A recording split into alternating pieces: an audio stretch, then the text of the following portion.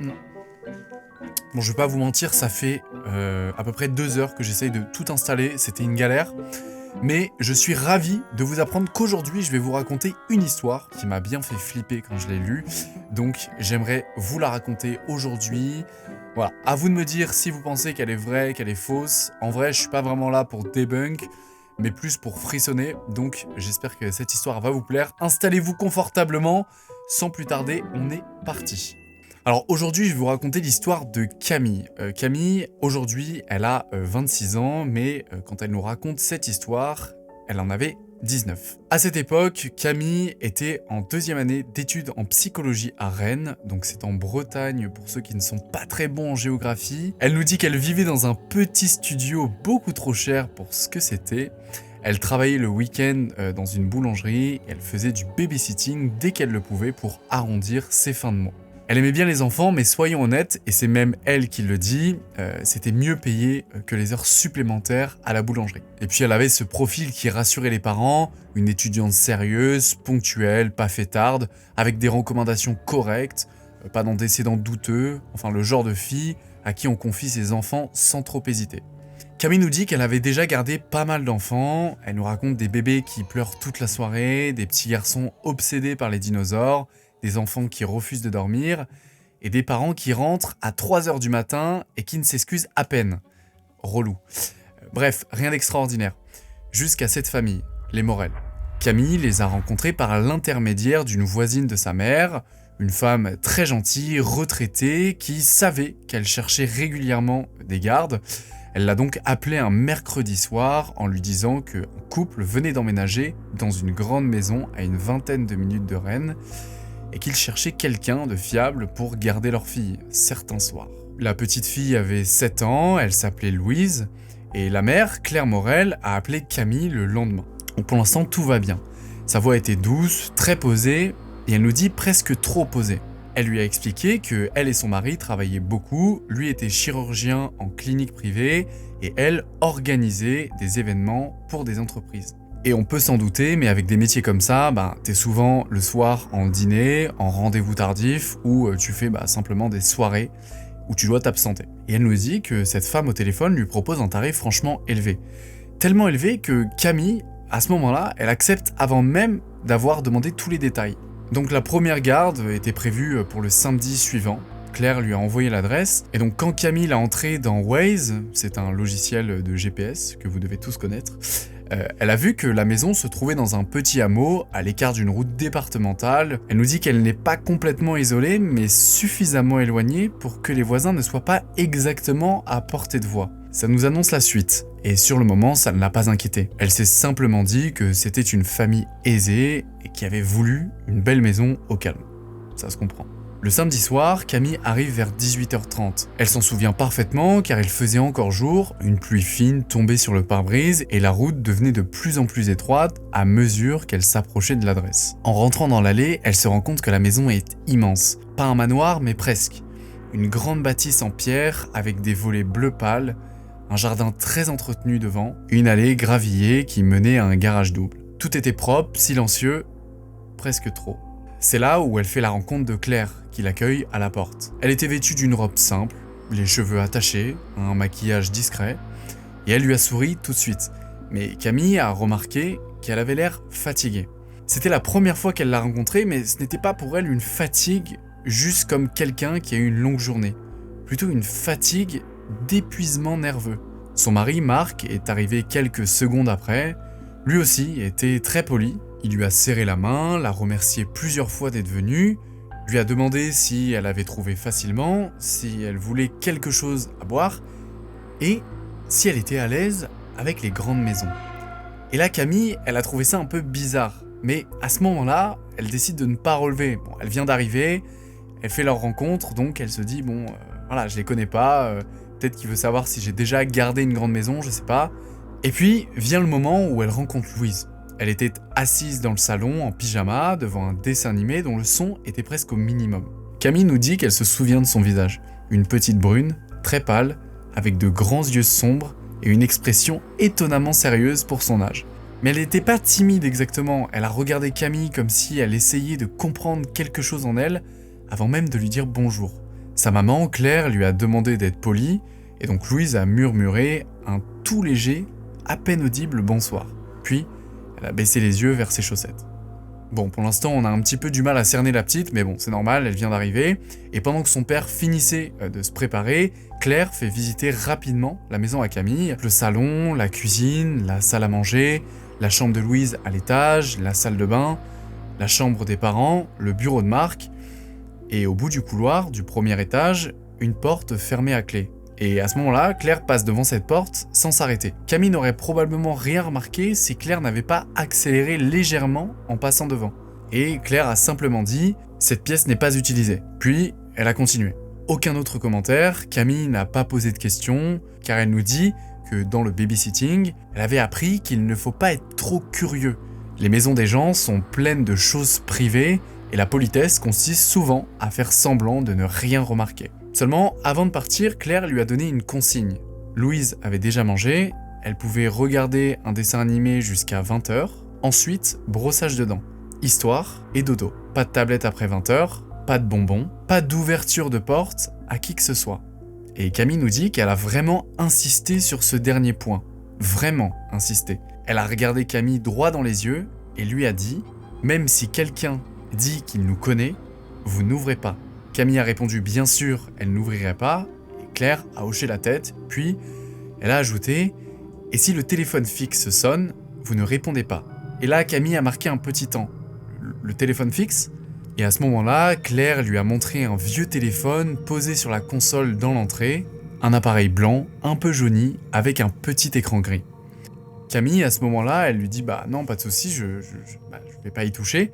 Et dans sa tête, elle se dit qu'elle savait même pas qu'il y avait encore des gens qui utilisaient ce type de téléphone. Donc Claire, à ce moment-là, elle voit son expression et elle lui dit qu'elle ne l'utilise pas. Il est relié à l'ancienne ligne de la maison et ils doivent le retirer, quoi. Bon, à ce moment-là, elle comprend pas trop ce qui se passe entre la porte, le téléphone, mais elle n'a pas le temps vraiment de se poser beaucoup de questions car à ce moment-là, le mari entre dans la pièce avec un papier. Et sur ce papier, en fait, il y a leurs 2 numéros de téléphone, l'adresse exacte et le numéro d'un voisin en cas d'urgence et celui des pompiers. Voilà, on va dire qu'ils sont très prévoyants et du coup, ce papier, en fait, finalement, il la rassure. Ça faisait très organisé, des parents très responsables. À 19h, ils sont partis et Camille est restée seule avec Louise. Au début, tout s'est très bien passé. Louise ne parlait presque pas, mais elle n'était pas désagréable. Elle regardait son dessin animé en serrant un coussin contre elle et de temps en temps, elle jetait un coup d'œil vers l'entrée. Mais pas vers Camille, vers l'entrée. Et donc après plusieurs fois, Camille lui a demandé si elle attendait quelqu'un, et elle lui a répondu que non. Puis quelques secondes plus tard, la petite lui demande « Tu restes jusqu'à ce que maman revienne ?» Donc Camille, elle lui dit que oui, et la petite a hoché la tête, puis elle a murmuré « Même si tu entends quelqu'un ?» Camille l'a regardé, et elle a cru que Louise parlait de ses parents. Donc elle lui a demandé « Quelqu'un où ?» Et Louise a fixé la télévision. Puis elle a répondu « Dans la maison ». Camille, à ce moment-là, elle pense simplement à une peur d'enfant. C'est très courant, les enfants inventent des bruits, surtout dans de grandes maisons. Un craquement de bois devient quelqu'un dans le couloir, une canalisation devient un monstre sous l'évier. Elle n'a pas voulu dramatiser. Elle lui a dit que les maisons faisaient souvent du bruit, et Louise n'a pas répondu. Quelques temps passent, et à 20h, Camille éteint la télévision. Louise n'a pas protesté, et elle est montée directement sans discuter. Et Camille l'a trouvée presque trop obéissante. Pendant qu'elle se brossait les dents, Camille est restée dans le couloir près de sa chambre. La maison était très calme, on entendait la pluie contre les fenêtres, le ronronnement lointain du frigo en bas et parfois un léger craquement dans les murs. Enfin, rien d'inquiétant. Puis, Louise a ouvert la porte de la salle de bain. Elle avait encore la brosse à dents dans la main. Elle a regardé Louise avec une expression qu'elle n'oubliera jamais. Elle a levé un doigt devant sa bouche. Chut. Camille a froncé les sourcils, elle a chuchoté « Écoute ». Au début, Camille n'a rien entendu. Puis, il y a eu un bruit, très léger. Un grattement, quelque part au bout du couloir. Subitement, elle s'est retournée et le bruit venait de la porte fermée à clé. La pièce inutilisée. Un petit son sec, comme un ongle qui racle lentement du bois. Une fois, puis deux, puis plus rien. Camille est restée immobile quelques secondes. Et Louise, elle n'avait pas l'air surprise, elle avait l'air simplement résignée. Comme quelqu'un qui entend quelque chose qu'il connaît déjà. Camille a fini par dire, avec une voix qu'elle espérait normale, « Oh, c'est sûrement une branche dehors. » Louise lui a répondu tout de suite, « Il n'y a pas de fenêtre dans cette pièce. » Et Camille, à ce moment-là, elle ne dit rien parce qu'elle ne savait tout simplement pas quoi répondre. Elle l'a donc accompagné dans sa chambre et lui a lu une petite histoire, puis lui a souhaité bonne nuit. Avant qu'elle descende, Louise l'a attrapée par le poignet. Pas fort, juste assez pour la retenir. Et elle a murmuré « S'il te demande où je suis, tu dis que je ne suis pas là. » Et à ce moment-là, Camille a senti un froid très net la traverser. Elle lui a demandé « Qui ça ?» Louise a tourné son visage vers le mur et elle a dit « Le monsieur qui appelle. » Camille est descendue quelques secondes plus tard avec une sensation désagréable dans la poitrine. Pas encore de la peur, plutôt cette impression que quelque chose lui échappait. Elle s'est installée dans le salon avec ses cours, mais elle n'arrivait pas à se concentrer. Pensez à la porte, au grattement et à la phrase de Louise. Et donc au moment même où elle avait réussi à enfin mettre un petit peu cette histoire de côté, à 21h13, le téléphone fixe sonne. Camille raconte que son corps a réagi avant son cerveau. La sonnerie était vieille, stridente, presque agressive. Pas une mélodie moderne, un vrai bruit mécanique, sec. Elle est restée dans l'encadrement du salon à regarder le téléphone sonner dans l'entrée. Une fois, 2 fois, 3 fois. Et là, elle s'est souvenue de la consigne de Claire, ne pas répondre. Elle n'a donc pas répondu. Au bout de la 6e sonnerie, ça s'est arrêté. Camille est restée debout encore quelques secondes, puis elle a entendu au-dessus d'elle un pas, très léger, dans le couloir de l'étage. Elle a levé les yeux vers le plafond, elle s'est dit que Louise s'était levée. Elle est donc montée. Sa chambre était entrouverte et elle dormait. Vraiment. Ou en tout cas, elle faisait semblant avec beaucoup de conviction. Sa respiration était régulière, son doudou serré contre elle, ses cheveux étalés sur l'oreiller. Camille est restée quelques secondes à l'observer, puis elle a fermé doucement la porte. Et au moment où elle se retourne, elle voit la porte au bout du couloir. La porte inutilisée. Elle est toujours fermée. Mais elle remarque quelque chose qu'elle n'avait pas vu pendant sa visite. En bas de la porte, juste au niveau du sol, il y a des traces. Des marques fines, parallèles. Comme si quelqu'un avait essayé de gratter le bois depuis l'intérieur. Elle s'approche malgré elle, et elle sent une odeur. Pas forte, mais distincte. Une odeur humide, un peu aigre, comme du linge oublié trop longtemps dans une machine fermée. Elle décide donc de reculer et descendre en bas. Là, à ce moment-là, elle appelle Claire. Pas pour l'alerter, enfin, pas encore, mais simplement pour lui demander si tout va bien, si Louise avait l'habitude d'avoir peur d'une pièce, si le téléphone fixe sonnait parfois. Et Claire, à ce moment-là, décroche presque immédiatement. Il y a de la musique derrière elle, des voix, des bruits de verre, et Camille, à ce moment-là, lui explique que le téléphone a sonné. Et silence. Puis Claire demande « Vous avez répondu ?» Camille répond que non, et elle souffle comme soulagée. « Très bien, s'il ressonne, ne répondez toujours pas. » Camille lui parle du bruit à l'étage, et Claire la coupe. « Camille, écoutez-moi bien. Il n'y a personne dans la maison à part vous et Louise. » Et sa phrase, elle aurait dû simplement la rassurer. Mais le ton avec lequel elle l'a prononcé a produit tout l'inverse. Car elle ne disait pas ça comme une évidence, elle disait ça comme une consigne.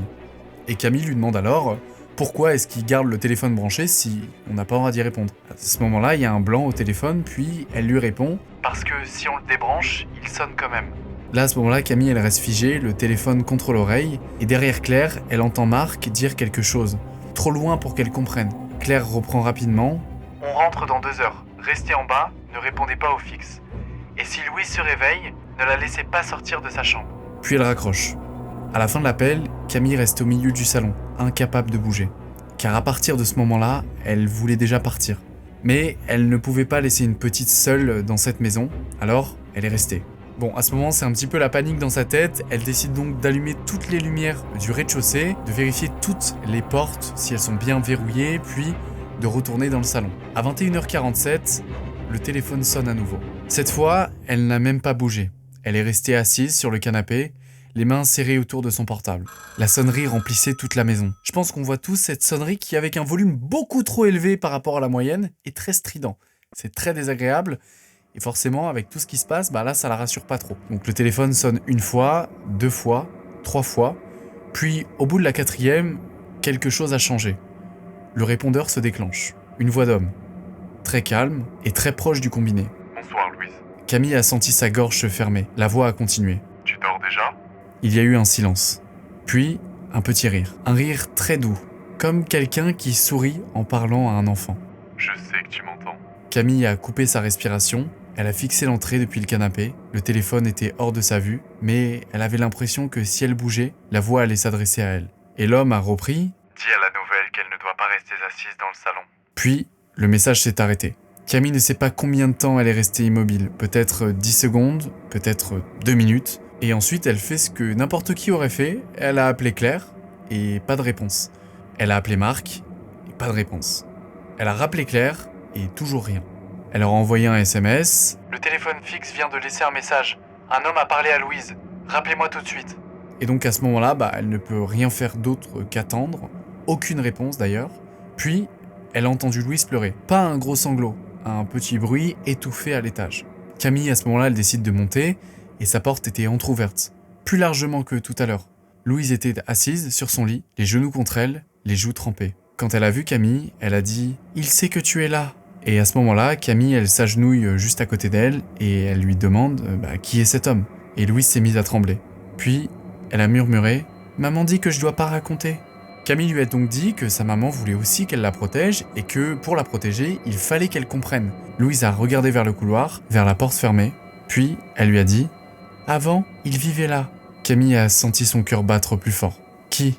Louise a hésité, puis a répondu « Le frère de papa !» Et Camille ne savait même pas que Marc avait un frère. Louise a continué, elle parlait très bas, comme si elle avait peur que les murs l'écoutent. Elle a dit à Camille que quand ils avaient emménagé dans la maison, elle avait commencé à entendre le téléphone. Au début, ses parents lui avaient dit que c'était l'ancienne ligne, que c'était un bug, problème de câblage, mais parfois, quand elle répondait, un homme lui parlait. Il connaissait son prénom, et il lui demandait si elle était seule. Il lui disait qu'il habitait dans la maison devant eux. Puis un jour, il lui avait dit qu'il voulait rentrer. Camille lui a demandé ce que ça voulait dire, et Louise a répondu « Il dit qu'il n'est jamais vraiment parti ». À ce moment-là, un bruit retentit dans le couloir. Pas un grattement, un coup, fort, contre la porte fermée.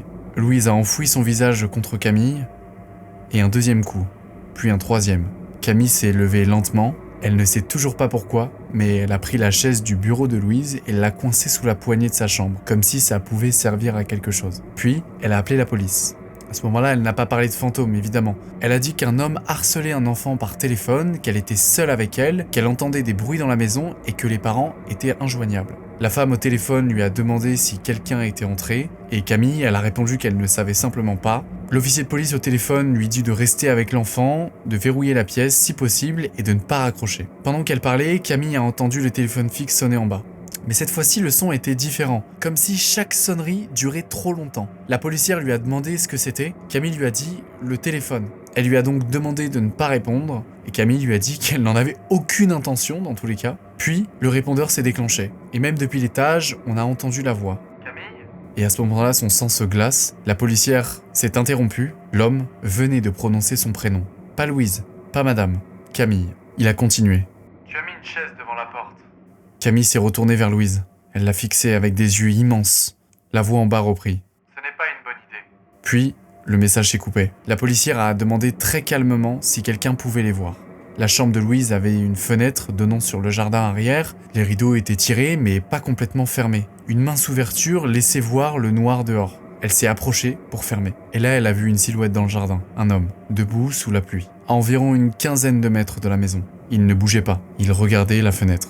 Camille ne peut pas expliquer la peur qu'elle a ressentie à ce moment-là. Parce que jusque-là, malgré tout, une partie d'elle espérait encore que ce ne soit qu'une histoire de ligne téléphonique ou une mauvaise blague d'un voisin un peu dérangé, enfin quelque chose de distant. Mais cet homme était là, physiquement, dans le jardin. La policière lui a demandé ce qu'elle voyait. Camille n'arrivait pas à répondre. Elle a seulement dit « Il y a quelqu'un dehors ». Puis l'homme a levé la main, très lentement, et il lui a fait coucou. Louise s'est mise à hurler. Pas un cri de surprise, un cri de reconnaissance. Comme si elle savait exactement qui elle venait de voir. Camille a fermé les rideaux d'un coup et elle a reculé. La policière lui a dit que des agents arrivaient. Camille lui a demandé dans combien de temps et lui a répondu qu'ils étaient en route. Mais on peut s'en douter, à cet endroit, en pleine campagne et en pleine nuit avec un homme dans le jardin, chaque minute semblait durer des heures. Et en bas, quelque chose a frappé contre la porte d'entrée. Un coup, puis deux, puis trois. Pas comme quelqu'un qui vient d'entrer discrètement, comme quelqu'un qui sait déjà qu'on l'entend. Camille serrait fort Louise contre elle, elle répétait « Il ne faut pas lui ouvrir, il ne faut pas lui ouvrir ». Et Camille, à ce moment-là, elle lui promet qu'elle ne va pas lui ouvrir, puis son portable a vibré. Un appel, c'est clair. Camille a décroché immédiatement, elle parlait trop vite. Elle lui a dit que la police arrivait, qu'un homme était dans le jardin et que le téléphone avait laissé un message, que Louise était terrifiée. Claire n'a pas répondu tout de suite. Puis elle a dit « Camille, vous devez sortir de la maison ». Camille a cru avoir mal entendu. Elle lui a répondu que quelqu'un était dehors. Claire a répété. Vous devez sortir maintenant. Derrière elle, Camille entendait Marc crier. Pas contre elle, contre quelqu'un d'autre. Puis Claire a dit une phrase qui a vidé Camille de tout son sang. Ce n'est pas lui dehors. Camille n'a pas compris. Claire a parlé plus vite. Le frère de Marc est mort il y a 6 ans, mais quelqu'un l'imite. Quelqu'un nous fait ça depuis qu'on a emménagé, et on pensait que c'était terminé. Camille lui a donc demandé qui. Claire a répondu. L'ancien propriétaire avait un fils. Puis, dans un moment simultané, la ligne coupe et à ce moment-là, la poignée de la chambre de Louise s'est abaissée. La chaise a bloqué la porte. Camille, à ce moment-là, nous dit qu'elle n'a même pas eu la force de crier. Elle croit qu'elle était beaucoup trop effrayée pour ça. La poignée a remonté lentement, puis elle s'est abaissée de nouveau. La chaise a grincé sur le parquet. Louise s'est plaqué les mains sur la bouche. De l'autre côté de la porte, une voix d'homme a murmuré. Louise. Ce n'était pas la même voix que sur le téléphone. Ou plutôt si, c'était la même mais sans l'effet métallique du répondeur. Elle venait du couloir, à 2 mètres d'elle. Louise pleure sans bruit, la voix a repris. Le problème, c'est que ce n'était pas la voix de Marc. Même Camille, qui l'avait rencontré qu'une fois, le savait. C'était une imitation, une très mauvaise imitation. Le genre de voix qui essaye de sonner douce, mais dans chaque syllabe semble calculée. Camille a reculé avec Louise jusqu'à la fenêtre. Elle a regardé dehors entre les rideaux. La silhouette était toujours dans le jardin, toujours immobile. Donc il y avait quelqu'un dehors et quelqu'un dans le couloir. À cet instant, Camille a compris que la situation était beaucoup plus grave que tout ce qu'elle avait imaginé. Elle a ouvert doucement la fenêtre. Une pluie battante s'écrasait dehors. Et juste au-dessous, il y avait un petit toit incliné au-dessus de la véranda. Pas idéal, mais possible. Elle a dit à Louise qu'elle allait descendre par là. Louise a secoué la tête. Elle était pétrifiée. Derrière la porte, l'homme grattait le bois. Un son lent, identique à celui que Camille avait entendu au début de la soirée. Puis, il a murmuré « Je sais que tu es avec elle, Camille. » À ce moment-là, Camille ne réfléchit pas davantage. Elle prend Louise par le bras et elle la fait passer par-dessus la fenêtre. Elle tremblait tellement qu'elle n'arrivait même pas à poser les pieds correctement. Camille est sortie derrière elle, le toit était glissant, la pluie lui fouettait le visage. Elle tenait Louise par le poignet en essayant de ne pas regarder vers le jardin. Mais Louise, elle, a regardé et elle a hurlé « Il n'est plus là !» Camille a tourné la tête malgré elle, la silhouette avait disparu. Puis, une lumière s'est allumée dans la véranda. À l'intérieur de la maison, quelqu'un venait d'entrer. Et Camille nous dit à ce moment-là qu'elle ne sait pas comment elles ont réussi à descendre sans se casser la jambe. Elle se souvient seulement du bruit de ses chaussures sur les tuiles, du souffle de Louise, de la gouttière froide sous ses mains et de la douleur quand elle est tombée dans un massif de fleurs derrière la maison. Mais elle s'est relevée presque aussitôt. Elle a attrapé Louise et elles ont couru. Pas vers l'allée, pas vers la route, mais vers la maison du voisin indiquée sur le papier de Claire. Il fallait traverser une partie du jardin, longer une haie, passer un petit portail en bois, puis rejoindre une allée gravillonnée. Pendant tout ce temps, Camille entendait des bruits derrière elle. Pas des bruits très proches, plutôt des bruits qui claquaient dans la maison. Une lumière qui s'allume, puis une autre, comme si quelqu'un traversait toutes les pièces en les cherchant. Elle est arrivée chez le voisin, trempée, couverte de boue, incapable de parler correctement, et un homme âgé leur a ouvert. Il s'appelait Bernard. Quand il a vu Louise, il a immédiatement compris que quelque chose n'allait pas. Il les a fait entrer, il a verrouillé la porte, puis il a pris un fusil de chasse dans son placard. Et Camille nous dit qu'elle n'oubliera jamais ce détail, car la manière dont il l'a fait sans hésitation, comme s'il attendait ça depuis des années. La police est arrivée 7 minutes plus tard. Claire et Marc sont arrivés presque en même temps. Claire s'est précipitée sur Louise en pleurant. Marc, lui, n'a pas parlé. Il regardait la maison depuis l'allée, blanc comme un mort.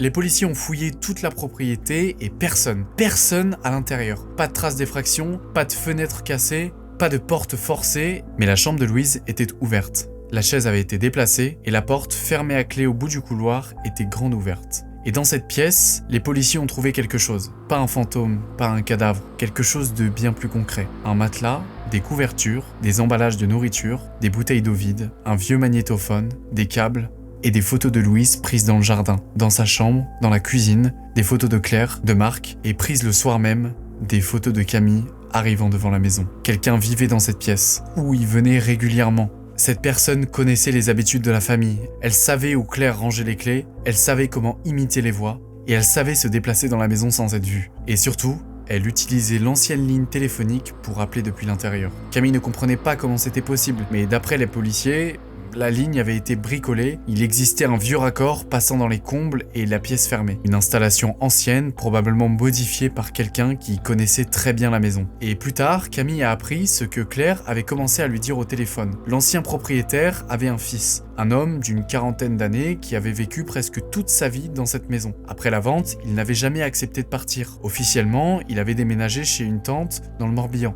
Officieusement, les voisins l'avaient parfois aperçu près du terrain. Et dans tout ça, on peut se poser la question, mais qu'est-ce qu'ils foutaient, Marc et Claire? Bah en fait, ils avaient porté plainte il y a quelques mois avant le babysitting, après avoir découvert des traces dans le jardin et avoir reçu des appels étranges. Mais comme ils n'avaient jamais vu clairement l'homme et que rien n'avait été volé, l'affaire n'avait pas vraiment avancé. Et donc, ils ne lui avaient rien dit, ils ne voulaient pas faire peur au babysitter.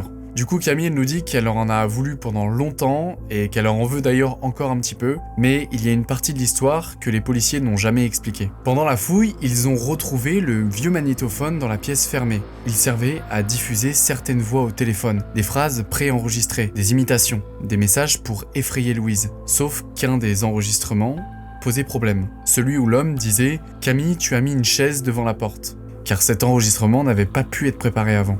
Parce que personne ne pouvait savoir que Camille allait coincer cette chaise sous la poignée. Les policiers ont supposé qu'il observait depuis un trou dans le mur ou une caméra cachée. Ils ont cherché, mais ils n'ont rien trouvé. Aucune caméra, aucun trou, aucune ouverture donnant sur la chambre. L'homme n'a jamais été arrêté. On a retrouvé sa voiture abandonnée 3 jours plus tard près d'une forêt à 30 km de là, vide. Il n'a jamais réapparu. Les Morel ont déménagé moins d'1 mois après. Louise a été suivie par une psychologue, Camille aussi, pendant quelques temps. Et elle nous dit qu'elle n'a plus jamais refait de babysitting du coup après ça, et que pendant des années, elle se disait simplement qu'il s'agissait d'un homme malade, obsédé par une maison qui ne lui appartenait plus, un type dangereux mais humain quoi, enfin rien de plus que ça. Et la plupart du temps, elle arrivait à se faire à cette idée, sauf quand elle a repensé à une chose. Le lendemain de cette nuit, Camille nous dit qu'elle est retournée brièvement à la maison avec la police pour récupérer son sac. Elle nous dit qu'elle ne voulait pas rentrer à l'intérieur, mais qu'elle avait ses papiers, son portefeuille, ses clés, donc l'agent l'a accompagnée à l'intérieur. La maison était silencieuse, pleine de traces de passage, de rubans, de marques laissées par les techniciens. Elle est montée dans la chambre de Louise, son sac était toujours près du lit, et au moment de repartir, elle a regardé malgré elle vers le couloir. La porte au bout était refermée. Elle a demandé au policier si quelqu'un l'avait verrouillée. Il lui a dit que non. Puis, derrière cette porte, ils ont entendu 3 petits coups, lents, réguliers. Le policier a ouvert immédiatement la porte. La pièce était vide, complètement vide. Plus de matelas, plus de couverture, plus de câbles. Tout avait déjà été retiré pour l'enquête. Il n'y avait rien, seulement cette odeur humide. Et sur l'intérieur de la porte, juste à hauteur d'enfant, une phrase gravée dans le bois. Camille était certaine qu'elle n'y était pas la veille. Elle l'aurait vu. Et les policiers aussi. Elle disait « Elle a répondu une fois ». Ouh, les amis. Wow. Ok.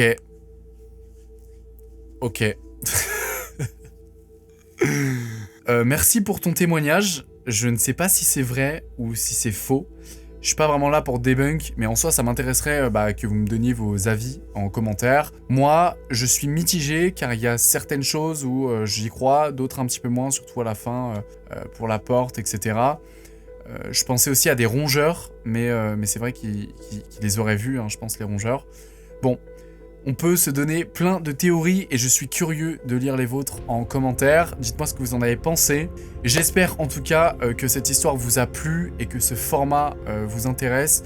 Je vais essayer d'en refaire d'autres. Il faut qu'on trouve des histoires intéressantes à raconter. Je vais aussi mettre une adresse mail dans la description. Vous pouvez me raconter vos histoires et pourquoi pas, je les ferai en vidéo si elles sont intéressantes. Si vous avez des preuves, si vous avez des choses, etc. Ça peut être cool de les raconter en vidéo. Merci d'avoir regardé cette vidéo jusqu'au bout. Franchement, moi j'ai kiffé cette première vidéo d'histoire de Reddit. Et puis nous, on se dit à la prochaine. Oh, c'était une dinguerie. Par contre, je pense qu'on se rend pas compte du temps que j'ai mis à lire cette histoire.